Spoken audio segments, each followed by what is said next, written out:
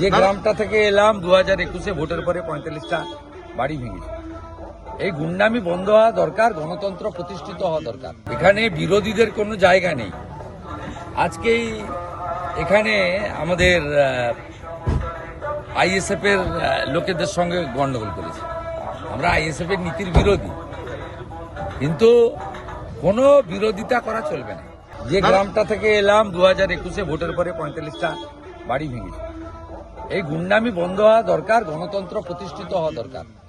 বহুদলীয় গণতান্ত্রিক ব্যবস্থা, সব দল লড়বে, সব দল প্রচার করবে, মানুষ একটা গ্রহণ করবে, অন্যটা বর্জন করবে। কেন বাইরে থেকে কেন্দ্রীয় বাহিনী আনতে হবে, সিআরপি আনতে হবে, কেন এত কিছু করতে হবে? অন্য রাজ্যে তো হয় না।